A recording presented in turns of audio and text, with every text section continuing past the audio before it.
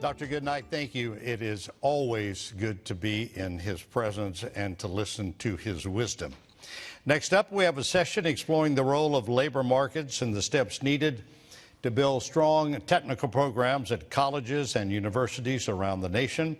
So please welcome to this stage Don Wettrick, the CEO of Start It Up Foundation, and the panel. Don.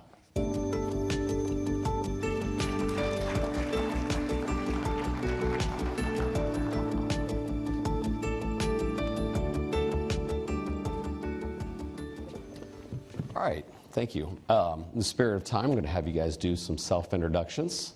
Start with here. Sure. My name is Bob Creeden. I'm the managing director of the UVA LVG Seed Fund. It's a fund that's focused on starting companies and investing in companies that are based on UVA research and innovation coming out of the labs. I'm Margaret Frank. I'm the dean of Keenan Flagler Business School at the University of North Carolina, and have known Bob for quite a while. I'm John Barnshaw. I'm the Vice President for Education Success at Lightcast, a labor market analytics organization where we work with 1,000 colleges and universities, including the University of Virginia and the University of North Carolina. And I'm Don Wettrick, CEO of Start It Up Foundation. We host one of the largest high school entrepreneurial pitch competitions, focusing on innovation and entrepreneurship. I'm really excited because I was a high school educator for 20 plus years, and a lot of times our jurisdiction was preparing, especially back in the earlier days, of preparing kids for college. And now we're looking at more and more, not just preparing them for college, but also preparing them for the workforce, or universities are going to be a great fit for their skill set. But as we all know, the skill sets are changing, they're rapidly evolving. And so I'm really pleased to be with you guys because you have a lot of background, a lot of expertise. So we'll start with some general questions and then focus on some specific questions for you all. First one, jump in, whoever wants to go first. What can labor market analytics provide valuable insights into evolving demands of the workforce? And what are the key benefits in using this data? Well, I think one of the key things in terms of taking insights into action, that's one of the things that we specialize in, where we have 1 billion job postings, 300 million workforce profiles, and integrating that data is no longer a competitive advantage. Using that data can start to be there. So having what we identify as distinguishing skills and necessary skills, but also defining skills to help whether it's your business earn a competitive advantage or working with colleges and universities to make sure that they're teaching what is sought in the labor market. Yeah, I think for us it would be trying to understand what those needs are and then designing programs, creating new schools, right, as you've seen at universities do, that address those issues. And I think you'll hear me talk about this a little bit, but I think it's all about experiential learning, where folks are understanding the skills and the decision-making process and everything that they'll need when they get out into the marketplace, whatever position they want to do. But I came from industry, so this academics is new for me. But I think to me it's all about experiential learning. Dean Frank, I have a follow-up question on that. You said maybe even starting new schools. When you guys start to see trends in the new workforce, how quickly can you start new disciplines? It's, well, I think if you looked at whether it be UVA or UNC, they have both in the recent history started a school for data science, gone by different names, but the universities have established that. And as you look, while it is quick relative to what we might think of universities and the pace that universities move, it's not as quick as you might see a private enterprise move. And so now there will be issues of public schools versus private universities and the pace with which they move. But if you think about it, I think the ability to start a school, we've seen them respond quickly to this growing sort of emergent need for data science. Okay. What challenges do educational institutions face when it comes to aligning their tech programs with the needs of the labor market now? Well, so it's interesting when you say tech, because I think that there's a lot of conversations now about whether it's a 4-year university degree or a 2-year degree, community colleges. I think all of that is going to be interesting for us to think about. What does it mean to get technical skills, and where do you get those? And then what is it that the university provides that maybe a technical school does not? And what are those? Are the lines blurred? Are we defining them differently now? I think one of the things I think about from a university perspective is it's not about necessarily am I the best prompt engineer? Okay, that's a new term, new job. But the skill set of can I ask the right questions, right? And I think a university is well posed for that particular skill set, which is knowing how to answer the right questions, whether that's through ChatGPT or not. And so ChatGPT might be the skill that we learn, but the underlying ability is question asking, and universities are quite, given you have a bunch of different people and with a variety of perspectives, what we're trying to get people to do is ask good questions and listen to people's perspectives. Dr. Barnshaw? Yeah, I was just going to say with prompt engineering, we've been tracking that since day 2. I had a colleague who was at Microsoft, and she goes, "Do you guys track prompt engineering?" I said, "What is that?" And she said, "Hang on, I'm learning too." And so she said, "This is a skill we started from day 2." I agree with Mary Margaret. Universities are really positioned to have like the deep knowledge and that kind of thing, and it's transformative in the labor market. I'm less concerned about universities in terms of they're thinking about the future of ed tech and aligning the labor force. If you take a step back, we have a thing called the hot and cold jobs. And when you look at generative AI over the last year, what's in decline with generative AI is things like being an innovator, somebody who's willing to start from scratch on a new program. And what's growing exponentially is the need for computer science, artificial intelligence, focusing on hard skills like Python and SAS and programming. So those are things that universities are already teaching. So it's more of pivoting rather than have to rebuild a program from scratch. And I think this may be the wrong place to say this, in that we're sitting in the middle of Data Central.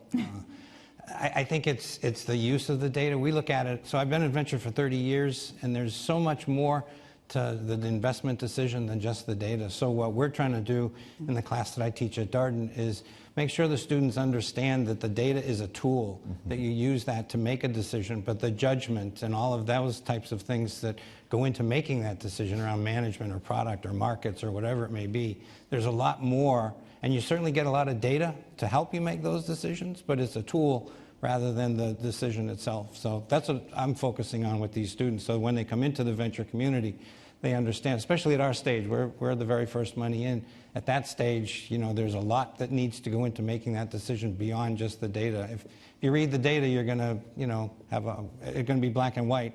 But at the stage early that we are, it's certainly not that. You guys are all bringing up some interesting points. I know as my role as an educator, like Dr. Margaret, you really resonated with me because, like, oh, that's so January 2023. Because, like, a lot of times, students, I was almost about a year ago, where all of a sudden these English teachers in high school are like, my gosh, my students are really writing these amazing essays all of a sudden. And then about 2 months later, they figured out it's ChatGPT. So, like, just addressing the elephant in the room, what are some of the things that you guys see that are AI proof that our students need to look at, and how we're training these students to also be AI proof? Yes. So I would say AI proof is just recognizing that we're all humans, right? I think one of the things, sort of building on what you said, is that we get caught up in the technology and what the technology can do. And we get very focused on that, and we forget that we actually live in a world with human beings. And I think what we've seen, one of the things we've been talking about, and we'll talk about today as well, is the effect of technology on mental health, right? And we think about how COVID took us into isolation.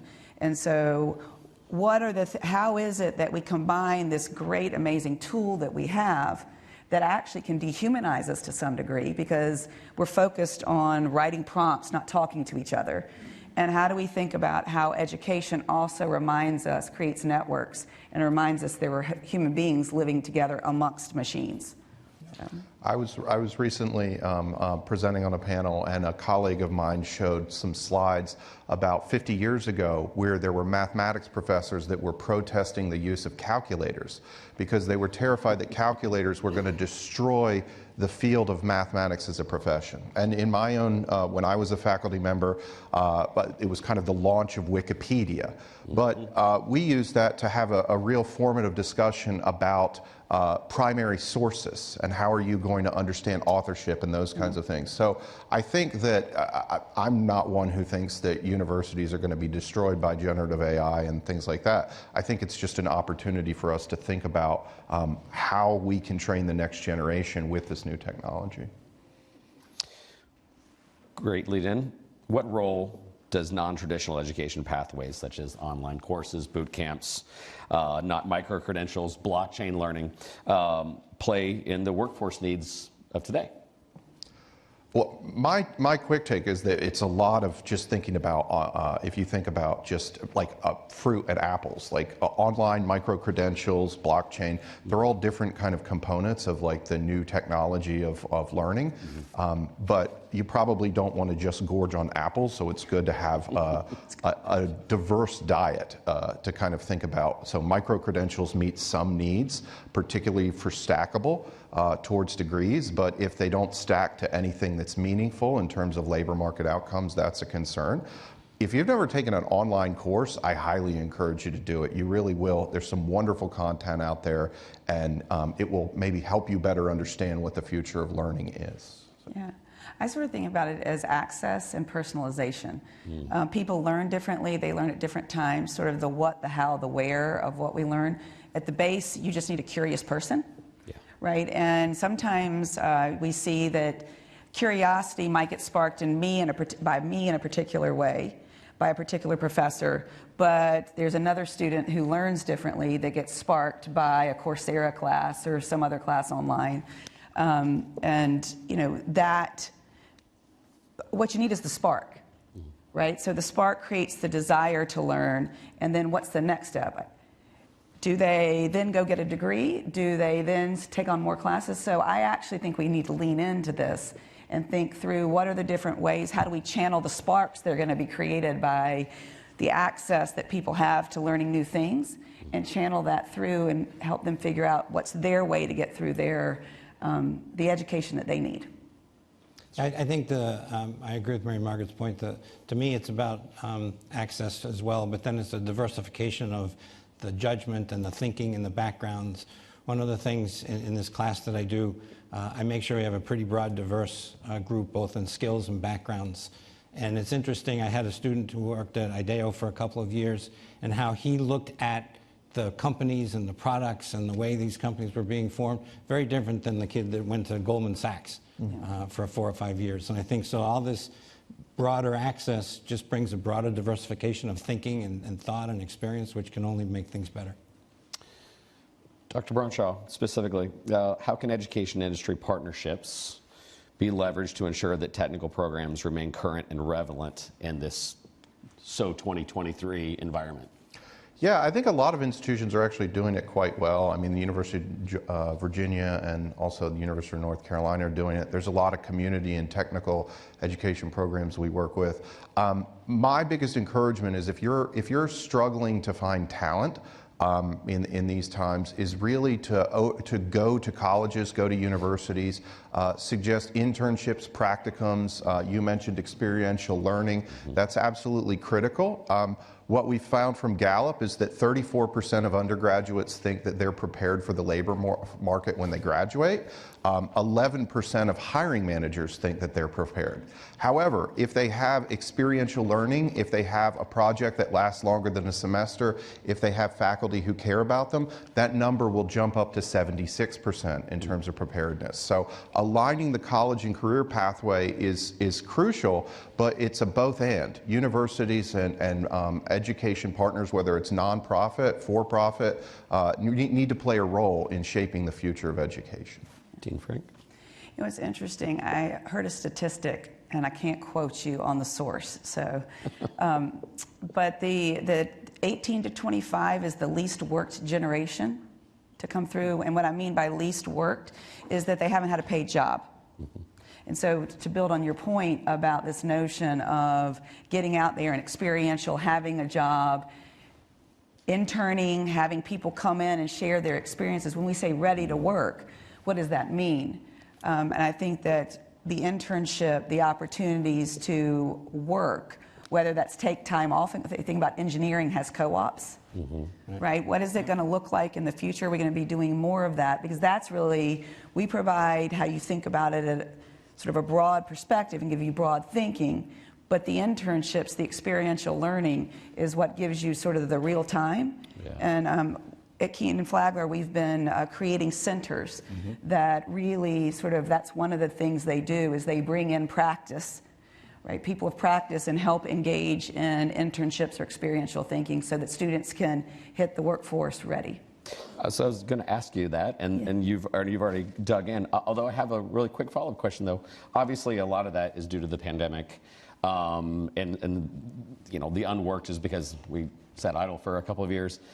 What kind of effect has that had on the workforce and on your students? COVID or the... Just being able to not be social for 2 years. Oh, well, I think that would go back to if you are isolated, right? If you're not engaging with people. I think sometimes we think that technology... I have this great picture of my daughter.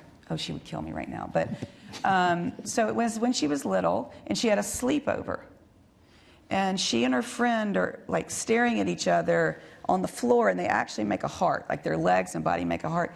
But they're leaning like this, looking at each other. But you know what's in here? Is their cell phone. So they're having a sleepover with their cell phones, right? And so is that engagement? Is that getting to know each other? Right? I think that if I think about like social anxiety, how has social anxiety been affected when people were in isolation or people in remote work for so long? I think those are the things that we need to be asking ourselves. I mean, if you think about school workforce, being at a place to come together, a campus such as SAS, we get our connection, right, to the world through that, and that's still going to be important. And I don't know if our kids that we're going through it at that age have that as much right now. Well, it's nice to know that the universities are adapting, and being a father of 3 children, 2 of which are in college or just recently finished, it's been an evolving process for sure that obviously then had spillover into the workforce. Mr. Creeden, in what ways can labor market data be used to identify emerging skills and job trends? Once again, I'm not the data guy, but just one thought on what was before. Think about it as an employer. You're going to get someone that knows the vocabulary, understands the way it goes. The folks that, and I'm sorry to keep talking about this class, but I think it's somewhat unique. The students come in. We don't have, it's not a class. It's from August to May. There's no textbooks. There's no lectures. They're in there working as an associate at a venture fund. So they're working on the diligence. They're working with portfolio companies. We got 20 students that have come through 6 cohorts of 10 each that are now in the industry. And the folks that hired them, some of them I know, said they understood the process, they had the vocabulary, and more than anything, they said they had judgment about the non-data stuff, which I guess, again, I come back to it. At our stage, I think that's so important. So I think data is a really good tool. I think you've got to look at it as that. And it's not, and when you look at the data, I think you've got to ask the 6 questions that data tells you to ask, right? This is what the number says. Well, what does that really mean? How does it affect the product, the model, the market? So I think if you can work with students in that way, and many of the schools are, UNC and everything, I think you get a much better employee when they arrive at your site. Well, if there's been a theme here, obviously we're looking at data and how to prepare, but we've all really talked about some of the soft skills and the mental health side of this, and I ironically think that's maybe where the scrub is against, is that there are certain things that are data-driven, and there are certain things that AI can't predict, and it takes the human element out of it. So I'll just, in a really quick, rapid-fire way, where are we missing the mark to prepare students emerging into the workforce, especially given the new situations we face? Yeah, real quick, Don, you mentioned social skills. A colleague of ours, David Deming, he's at Harvard, he's written a paper on social skills and its importance. He calls them higher order skills because the ability to, I asked somebody at Accenture, I said, you guys can afford to pay, top dollar, how's it going? He's like, not well, actually. He said, we have people that they know the data, they understand it, but they talk down to a CEO, or worse, they talk past a CEO, because the CEO is never going to correct them that they don't know. So he said, we need to hone in on that. And that's the more we get into generative AI, the more I talk with companies like Microsoft and the leading programs at Stanford and stuff, the more they come back to the social skills and its real importance of delivering what you get in a liberal or well-rounded education. Dean Frank? Yeah, I also think, it's sort of a circular, and how can technology help us solve that problem, right? So if we think about virtual reality, creating experiences, creating experiential learning is really hard, right? It takes lots of people, but are there more efficient ways that we can create those experiential learning that allow people to have the opportunities to practice as if it was a CEO? I think that's actually really exciting to think about, sort of the circular. Technology requires us to have more social skills. So then how do we use technology to solve that particular issue? Yeah, I urge all my CEOs to go get interns or whatever we call them and make sure they're doing work, not just be an intern. Because then at the end of 2 or 3 years, if they're there, guess what? You've just hired someone and you've tested them for 2 or 3 years. It's a pretty good method, I think. Yeah. Well, thank you guys. As a guy that shamelessly taught innovation entrepreneurship, we always tell our students, see a problem as an opportunity. We've got some really great opportunities ahead of us. So thank you guys for joining our panel. Thank you. Thank you.